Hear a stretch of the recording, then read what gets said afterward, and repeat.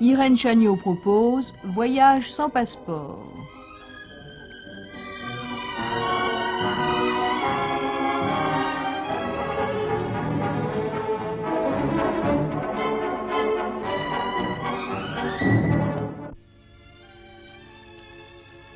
La beauté du Cachemire est enchanteresse comme celle du lotus.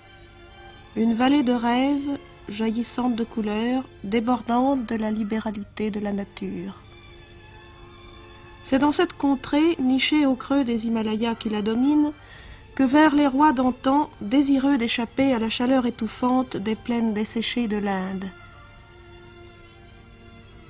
Au cœur de la vallée, inondée par l'éclat de l'été, se trouvent les magnifiques jardins mongols. Ils offrent leur fraîche retraite aux visiteurs venus des plaines. Au bord du célèbre lac d'Almicha, ce jardin d'agrément composé de 10 terrasses.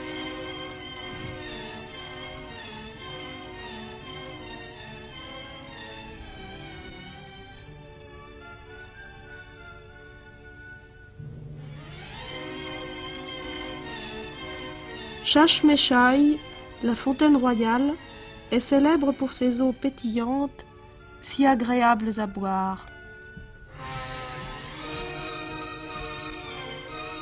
Shalimar, séjour de l'amour, était la retraite préférée de l'empereur Djeramir et de son épouse Nojam.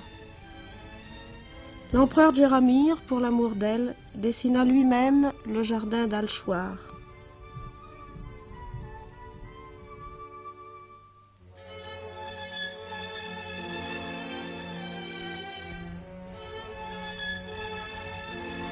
Les Cachemiris aiment leurs fleurs et en prennent soin.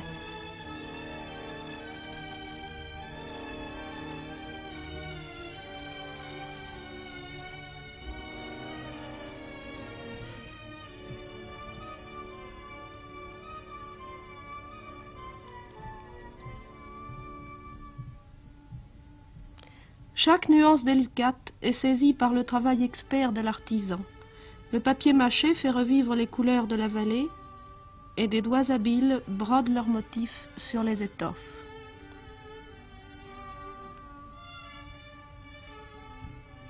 L'Asie aquatique attire les visiteurs. Les bateaux, aménagés en maisons, s'alignent le long du lac. Admirez la coiffure de cette jeune femme et ses bijoux. Les shikaras, les taxis, vont et viennent sur les eaux calmes.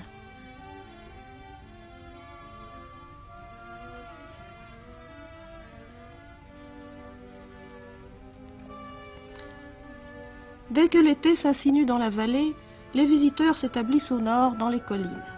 Les autres s'en vont camper à Perulgan, dans la vallée de l'Ida à 2300 mètres. C'est de là que les expéditions partent pour goûter la joie des sites sauvages de haute montagne. Les bergers, eux, suivent les saisons avec leurs troupeaux.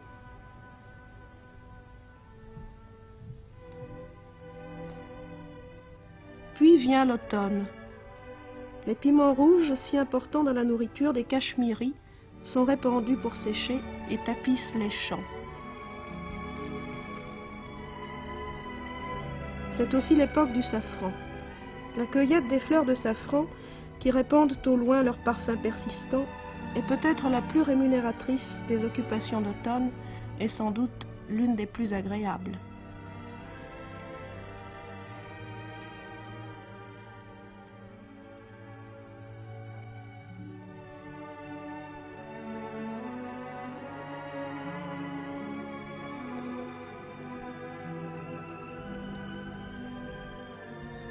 Aviez-vous déjà vu des fleurs de safran ?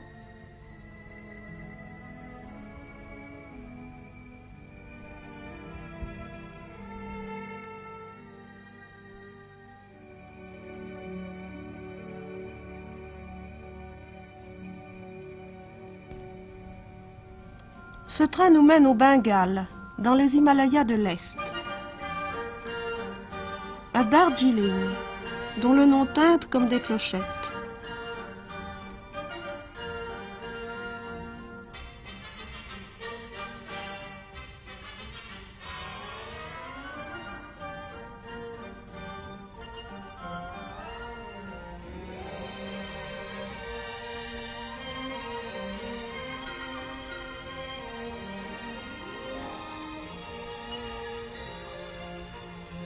De partout, nous avons une vue sur les deux cimes gigantesques du Kitchenchunga, qui s'élève à 9380 mètres d'altitude.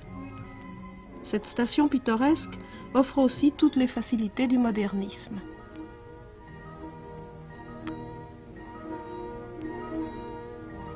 Dimanche, jour de marché. Spectacle passionnant où se mêlent les gens et les couleurs, les Lepchas ou gens du pays, les Bhotias, les Tibétains, les gens du Sikkim et ceux du Népal, tous se rencontrent ce jour-là.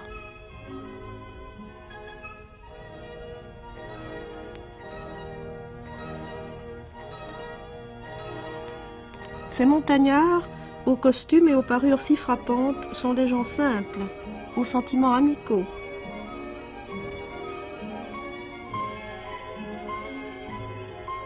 Ici, à cause de la clémence du climat, les plantes des pays tropicaux et celles des pays tempérés poussent à profusion.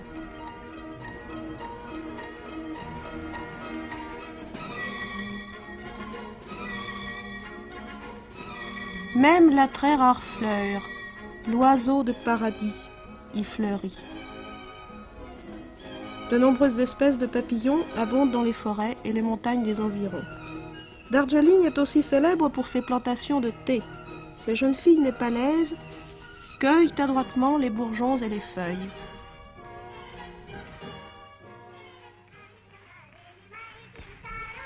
Ces jeunes étudiants appartiennent à l'une des nombreuses écoles de la ville. La danse et la musique font partie intégrante de la vie des gens. Les cérémonies et les joyeuses occasions sont fêtées en chantant et en dansant.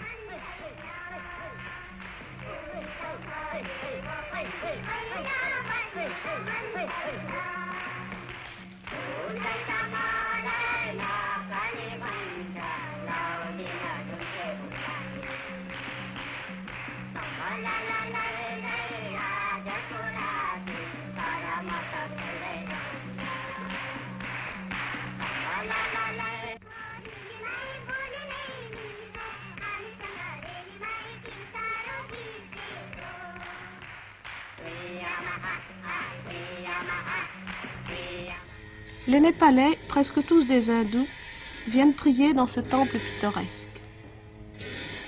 Ou au monastère tibétain de Ghum, qui est à 7 km de Darjeeling.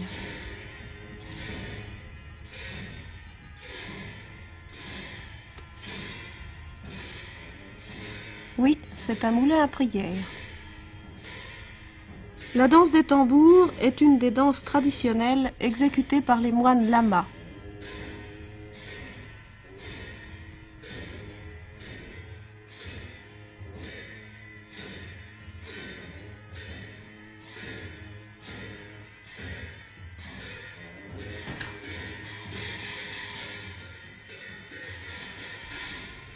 La danse, ou plutôt la pantomime du dragon, également d'origine tibétaine, est jouée par des laïcs. Elle symbolise la puissance.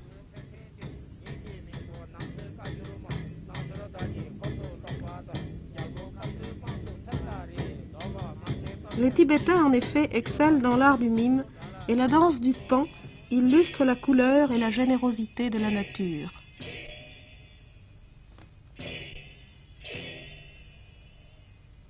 Des chevaux de bois, caparaçonnés et décorés, servent de prétexte au thème de l'amour et de l'esprit chevaleresque dans une histoire tirée d'un conte de fées.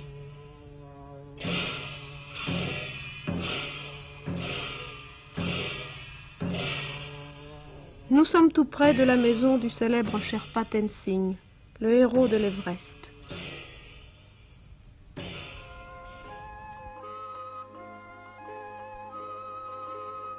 Le voici souriant.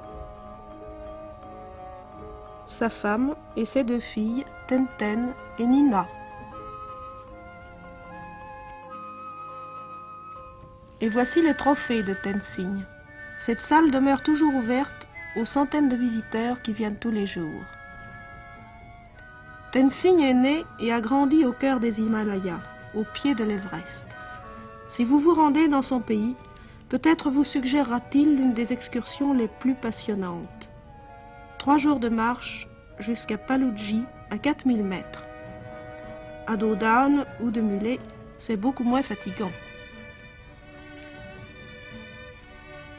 C'est de là que l'on a la vue la plus impressionnante des chaînes de l'Everest et de Kinchenjunga. Voici justement un groupe qui, à la fin du second jour de marche, se dirige vers Sandampour. Sandampour s'ouvre sur une vue panoramique des chaînes neigeuses du Bhoutan, du Sikkim et du Népal.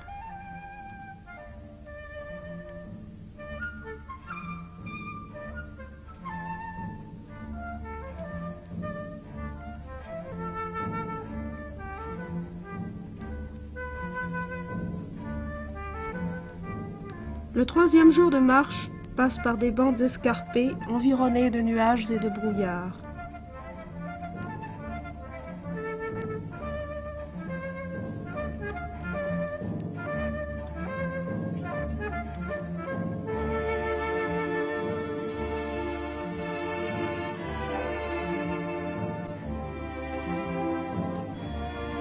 C'est le dernier village.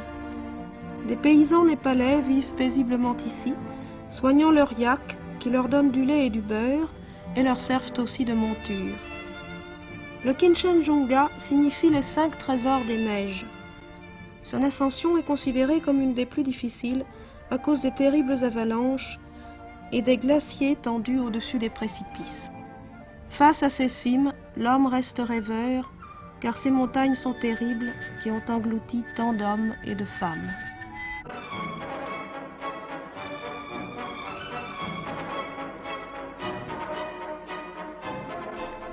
Irène Chagnon vous a proposé Voyage sans passeport. Cette émission a été réalisée avec le concours de l'Office du tourisme indien à Paris et celui de Solange Petter.